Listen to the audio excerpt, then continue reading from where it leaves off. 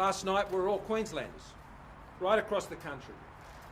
The securing of the 2032 Games for Australia in Brisbane and South East Queensland, taking in, of course, the Gold Coast and the Sunshine Coast, is a great result for Australia and a great boost at a time when Australians around the country, particularly in southern states, are doing it tough as we battle through this most recent episode we're going through in relation to the COVID-19 pandemic.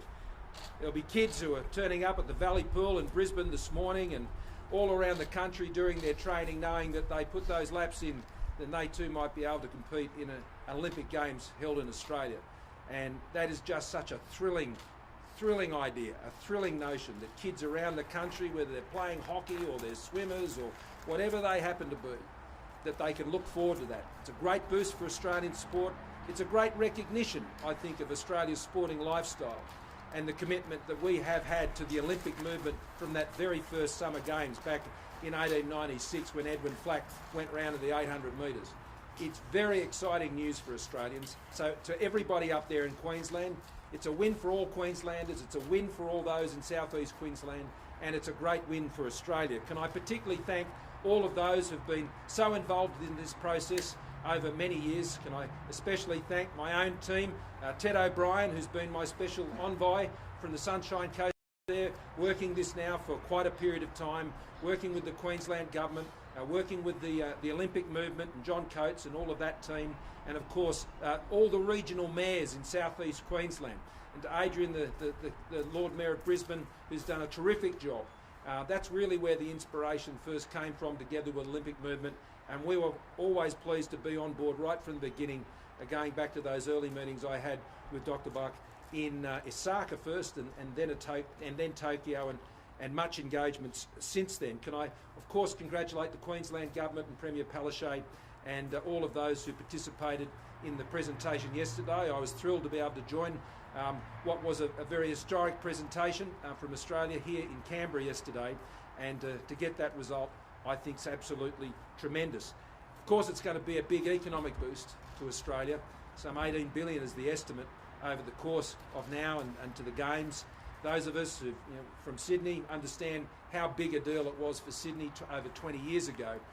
Brisbane, South East Queensland, Australians all have a lot to look forward to as we work forward to those Games. So congratulations to everybody, and enjoy that moment. A lot of work to do now. I stress that the arrangement we have with the Queensland Government is not a 50-50 funding partnership, it's a 50-50 partnership.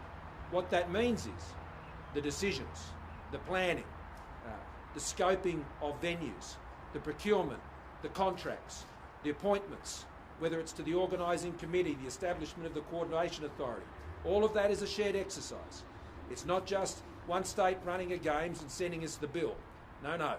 What we offered was to partner 100% and work shoulder to shoulder, share in those decisions, share in that planning, share in the contracting and the procurement, and that will be done hand in hand all the way from here to the 2032 Games. Now, that was a key factor in how we're able to secure those Games, because of not just the level of funding, but the partnership between the Commonwealth Government and the state government.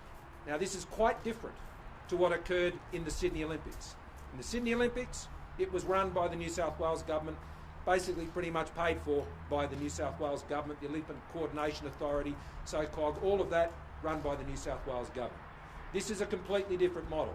This is a 50-50 model where the two come together. That's what the Premier and I agreed when we finally finalised our bid, and Ted O'Brien is actually sitting down with the Queensland Government this afternoon. I was talking to him earlier, and we're getting on with it right from now. So up Brisbane, up Australia. Can I move now to the fact that COVID NSC met again today. We're meeting weekly, have been for a very long time. The National Security Committee operating focused solely on managing the COVID response. And the vaccination program today hit another historic record. 184,000 vaccines done in a day. That is the equivalent per head of population of 2.36 million doses in the United States a day, or 481,000 in the United Kingdom when you express it as per head of population. So we are really hitting these marks now. More than 1 million doses being done in a 7-day period, 184,000 is a new mark for a daily record, 104,000 primary care vaccines administered. So another record for our GPs. That primary care model is the workhorse of the vaccination program that is delivering those vaccinations and getting those jabs in arms as quickly as we possibly can. And I note that there's some 6 million AstraZeneca vaccines now that have been administered in this country, which is incredibly important. And so we continue to go from strength to strength. Now, as I said yesterday, I take responsibility for the vaccination program. I also take responsibility for the challenges we've had. Obviously, some things within our control, some things that are not. And I'm keen to ensure, as we have been over these many months, that we've been turning this around. I'm certainly sorry that we haven't been able to achieve the marks that we had hoped for at the beginning of this year. Of course I am. But what's more important is that we're totally focused on ensuring that we've been turning this around. And if I give you some statistics, just to give you an idea of how much things have been turned around in just the last month.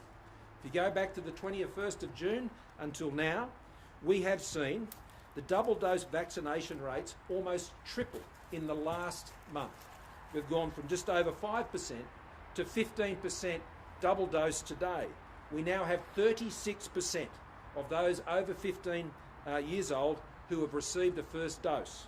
For those who are over 50, go back a month, we're at 6% on double dose. We're now at 20% on double dose in just 1 month. And for those who are over 70, double doses of just over 9% a month ago, and today we're at 33.9%. Over a third of those who are aged over 70 have received both doses of the vaccine, and of course that figure in aged care is well north of 80%. 76% in total now of those aged over 70 have received their first dose of the vaccine. And so we will continue to press forward. I also note that since I made some remarks about the AZ being available right across the population for those who wish to go and see their GP, I made those comments on the 28th of June. There have been 76,595 doses of the AstraZeneca vaccine administered to people under the age of 40 since that day. So if people wish to do that, they should go and see their GP. Of course, there's the informed consent process, but there is, and that's first and second doses, so just under 40,000 first doses and almost 37,000 second doses of AZ. The vaccines work. That was confirmed to us again today by the Chief Medical Officer. Whether it's AstraZeneca or whether it's Pfizer, or indeed the Moderna vaccines that will be coming soon later this year, these vaccines work. The vaccines mean that you're less likely to get COVID, you're less likely to transmit COVID, you're less likely to get serious illness from COVID, and you're less likely to die from COVID. That's what the vaccines do, and that's what Australians need. To be less likely to get it, to be less likely to transmit it, to be less likely to get a serious illness requiring hospitalisation, and less likely to die from it. It is deeply distressing and upsetting to know that the recent fatalities have involved those unvaccinated in the community, those aged over 50 and particularly aged over 70. The vaccine has been available to over 70s for many, many months, and we need to work even harder to get those vaccines, particularly into the most vulnerable in our community, particularly those aged over 70. Now, I spoke to the Premier of New South Wales last night at some length, and we're in regular contact, as you'd expect. Was in touch with the Victorian Premier yesterday. We're speaking later today, and of course also in constant contact with the South Australian Premier. And in New South Wales, and in particularly in the Sydney area, it is very vital that all those in those vulnerable populations, aged over 70 in particular, but I'd say aged over 60, please go and get your AstraZeneca vaccine as soon as you possibly can. The numbers that we're seeing coming out of New South Wales show that the lockdown is keeping a lid on this, and it's going to be some time, though, clearly, from what the Premier has been saying and the numbers that we're seeing to see these numbers go down to where we'd like to see them go. But the risk that is there means that it is vital, absolutely vital, and I implore not just those themselves who are over 60 to go and do this. Have the conversation in your family. Talk to your parents, talk to your relatives who are particularly in that age group. Have the discussion, offer to book it for them, take them along. It's important that you get your family, particularly the more elderly members of your family, vaccinated. If the COVID breakout in New South Wales and in Sydney in particular were to extend beyond where it is, then that will of course put older people in the community at great risk.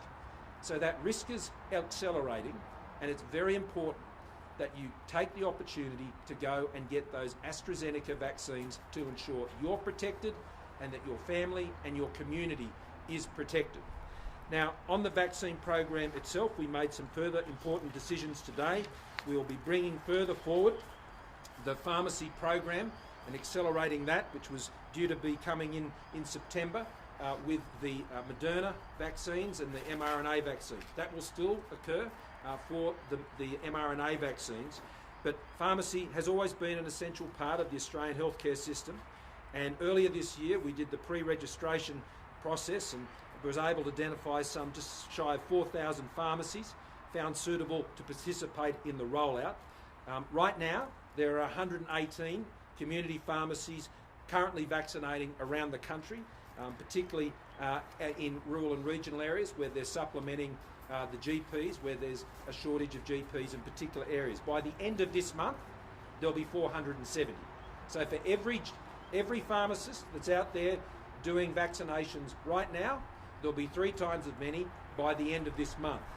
Now, we also were able to identify 1,262 suitable pharmacies from regional, rural and remote areas that will be able to come into the program, and a further 2,668 in metropolitan areas. I note that particularly in the metropolitan areas affected by the latest outbreak in Sydney, in Fairfield, Canterbury, Bankstown and Liverpool, 48 pharmacies will commence offering vaccines in these areas by the start of next week.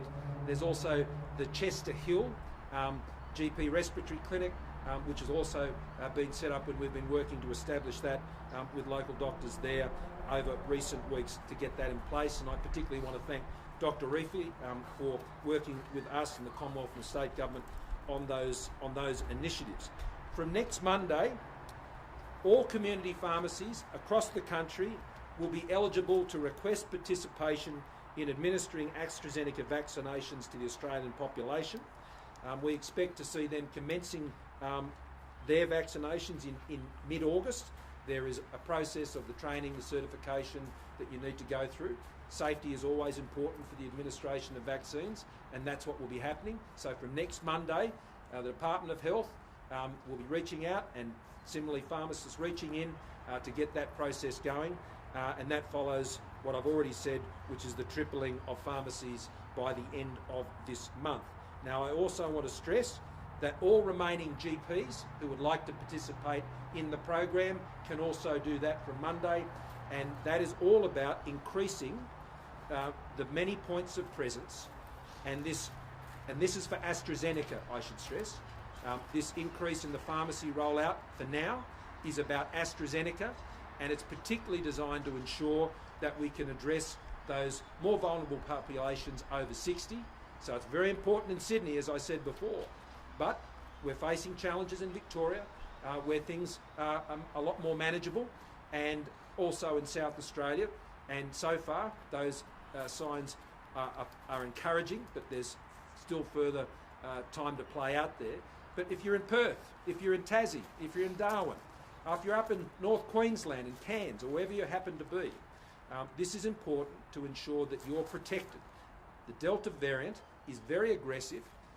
The vaccines work against the Delta variant.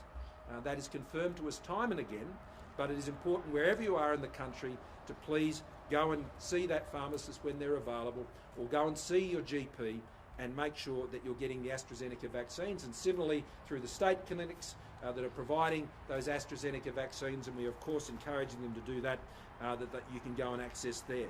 Now, just a couple of final points on payments. Good news from yesterday is that Services Australia are processing more claims than they're receiving. They processed just shy of 70,000 claims yesterday on the disaster payment and received some just under 65,000. They're making great progress. I want to thank all the people at Services Australia for the work that they're doing, those both on the phones and those working the online systems, which are proving to be very effective and are standing up. In total, $257 million, $238,500 has already gone out the door in New South Wales in response to some 518,399 claims. This is obviously a big demand on the system, but the system is meeting that demand and people are getting access to those payments, those $600 and those $375 payments. And again, I want to thank Services Australia for the great work they're doing. The call times are coming down, and also I'd note that from Friday, tomorrow, that's when Victorians can go online, and I encourage them to go online first. You have a CRN number with MyGov. That's the easiest way to do it. That's the fastest way to do it, and encourage you to use the online channels. For those who have particular needs, those in cold communities, things like that, or need to discuss other elements of their support, then the phone number, telephony offer is there for you as well. But please go to the online. Yesterday there were some 170. So far there's been 172,885 calls answered at Services Australia, and yesterday there was around 17,500. So they'll keep getting on with that job. We'll keep getting on our job, and happy to take questions. Prime Minister, the advice at this stage has been that people aged under 60 should talk to their GPs about getting AstraZeneca. Yep. Does it mean that pharmacists will only be giving the AstraZeneca vaccine to people aged over 60, or can they now have that conversation with their pharmacists? Well, if they wish to talk to a doctor, they should talk to their doctor, but and they should talk to their doctor to get that information that they need. But that's always up to the individual. Pharmacists will be able to give vaccines right across the population because the AstraZeneca vaccine is approved by the TGA for people above the age of 18. But there is an informed consent process, and pharmacists will follow the same informed consent process as a GP would follow. But we have provided, as you know, under Medicare, if people want to go and have a consultation with their GP, they may wish to go and do that, but then they may choose to go and see their pharmacists and get their vaccination that way. Or they may choose to go back to the same GP. It really is up to the individual as to how they wish to do that. Bringing in the pharmacists earlier than we'd planned, but mid-year was always an opportunity for us, means that we can get more horsepower behind the AstraZeneca vaccines, but particularly, as I think you've probably picked up, I'm concerned about ensuring that we get those over 70 in particular getting vaccinated. Now remember, you've got 3/4 have already had their first dose. So by particularly focusing on them, that means we can get to high levels of second dose vaccination amongst our over 70s population.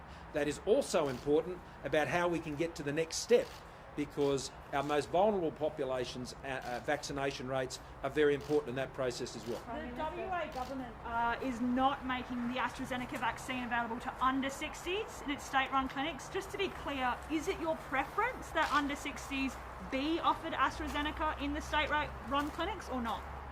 Well, that's a decision for the state governments about what they're offering. I want to get AstraZeneca vaccines in people's arms to protect them, their families and their communities. That's what I want. I'm trying to lift the vaccination rate. And the states that have been leaning into vaccination using AstraZeneca have much higher vaccination rates than those who haven't. Prime Minister. I'll go here first. Thanks, Prime Minister. Back on Mark's question, just to clarify, can you get informed consent by simply seeing your pharmacist as opposed to seeing the GP?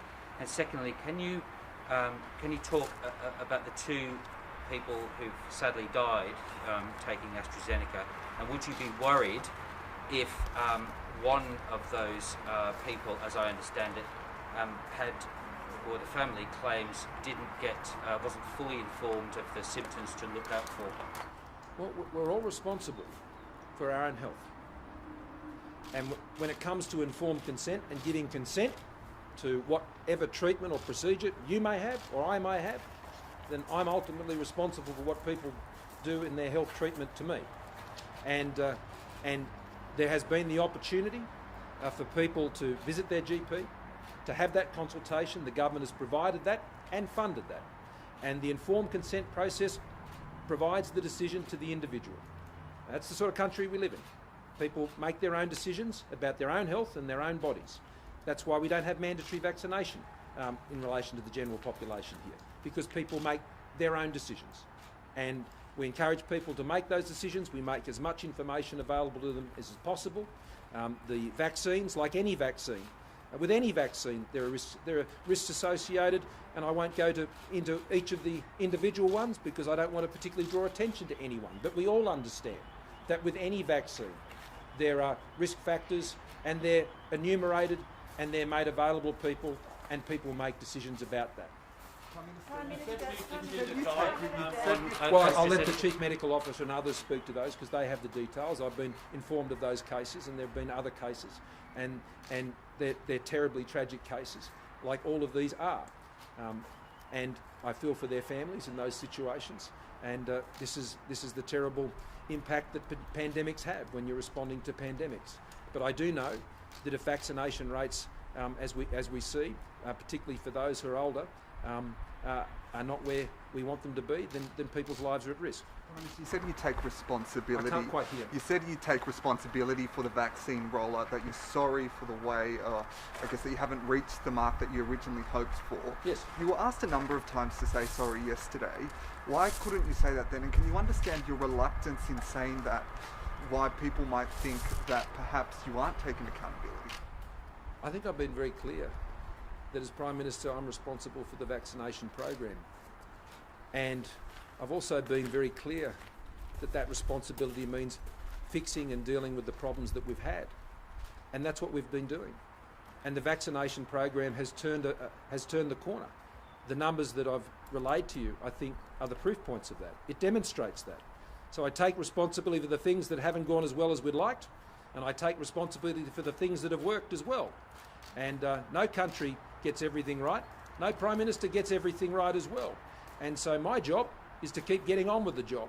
Prime Minister, can you clarify just with AstraZeneca? Sorry, I know this is terrible. I'm listening hard. I'm not a shouter. I'm going as hard as I can. Can you clarify with AstraZeneca? The Commonwealth has indemnified GPs. Yeah, they've indemnified. The same applies to pharmacists, the indemnity. So pharmacists? Yes. What about the state vaccination clinics? Because the nurses give those injections in the state. That's covered by states. So sorry. That's covered by the states. By the states. Yeah. So they have their own scheme? You have to address that to the states. Just on the movement on the ATAGI board, does the removal of Chris Blythe and Alan Chang have anything to do with this changing advice on AstraZeneca, and are you happy with their performance? I completely respect the advice of ATAGI. That's why we've followed the advice of ATAGI. It's my job as Prime Minister not just to simply accept advice uncritically, whether it's sitting in cabinet meetings or in other forums. Of course I challenge the advice that I receive. I ask questions. I drill into it. You would expect me to do that. I think Australians would not expect me to just take this advice simply on the face of it. We must interrogate it. Leaders should do that. Ministers should do that.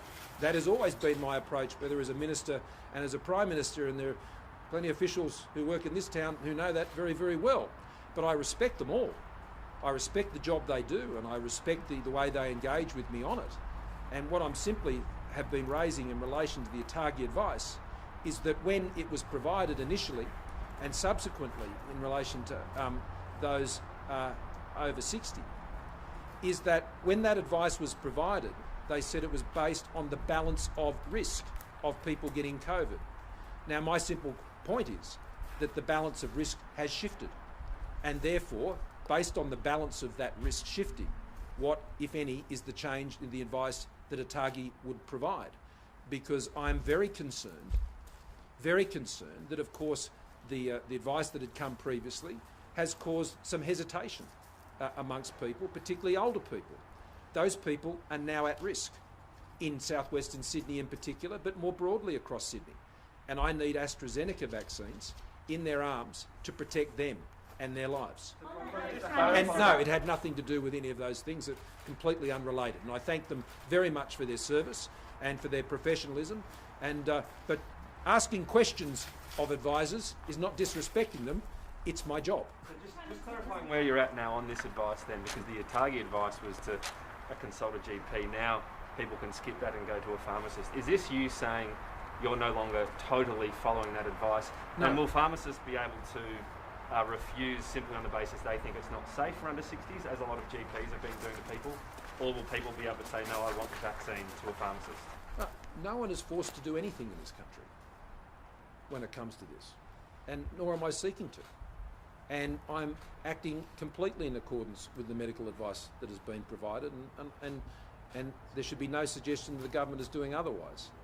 People will make their own decisions. If they are legally able to go and get a vaccine, and someone is illegally able to provide that vaccine, and they can provide informed consent to that end, well, that is a matter between that pharmacist and that individual. What the government has done is to support that ATAGI advice by making available through the Medicare system, by paying for them to be able to go and have that consultation with a GP. But what we each do with our own health is our responsibility. And how we seek to look after our own health is about decisions that we individually have to make. And we've facilitated people being able to get the information and advice that they need in order to make their own decisions. Yeah. Minister, on the Delta strain in New South Wales Health have hit every contact tracing target according to the national guidelines in terms of the time between testing. They're exceeding testing that across the country. Yet the Delta strain is still escaping them. They're not able to suppress it. Correct. The transmission is occurring in places like supermarkets and pharmacies where people obviously have to continue to go to. Correct. Do we need to rethink how we deal with this Delta strain if you have the gold standard contact tracers not being able to bring those numbers down? Well, that was exactly the point I was making yesterday. Exactly the point. The Delta strain is proving a much tougher combatant than the Alpha strain and other strains of COVID-19. And that's why right now, whether it's what they're doing in South Australia or in Victoria or what's been done in New South Wales, each of those jurisdictions, and I'm in constant contact with all of them, and we'll discuss this more tomorrow at National Cabinet, are looking to ways that we can be most effective in combating the Delta strain. Can I tell you, there's not a country in the world that's cracked it. Not a country in the world that has been able to be successful so far in suppressing the Delta strain. And so it's a big challenge for all of us around the world. And that's the challenge that we have now, and to work together to find the most effective ways to be able to suppress this while we remain in this suppression phase. And so that's why it's important, because of the risks that you highlight. That's why it's so important that people, particularly older people, go and get that AstraZeneca vaccine. Last one. On the economic impact, the Treasurer said this morning probably a contracted quarter for September, and he said it's costing the economy now $300 million a day, the current situation. A couple of questions. How long is that sort of drain sustainable, and have you as a government given any thought to producing a budget statement between now and MyFO just to update the impacts that this is obviously going to have? Look, no, there's no suggestion at this point from Treasury that would be required between now and MyFO. It is our sincere hope that we would see the lockdowns, particularly in Victoria and in South Australia, be brief ones, and I'm sure that's the view of all Victorians and South Australians as well. And the events in Sydney in particular, but as we now see as moved into some regional locations, that's obviously far more serious. New South Wales is our biggest economy and of the state economies, and we know that last year the fact that New South Wales didn't descend into those lockdowns that we saw in other places. That carried, in many respects, the national economy. That New South Wales didn't fall victim to this last year, and that is a great credit to the work that was done in New South Wales last year, that they were able to avoid those outcomes, both for people who live in New South Wales and indeed the national economy. That was a very positive outcome. The Treasurer has set out what those current impacts are. I made it very clear yesterday that that's going to have a significant impact on the September quarter results. But all of the economic advice and all of the business advice that I'm getting is that lockdowns come off, the businesses come back, people go back to work, as we demonstrated. 1 million people back into work. 1 million people back into work as the economy roared back last time. And so that gives me every confidence that we just hold these businesses through over the course of this lockdown, and we'll be able to do that again. I think that's very important.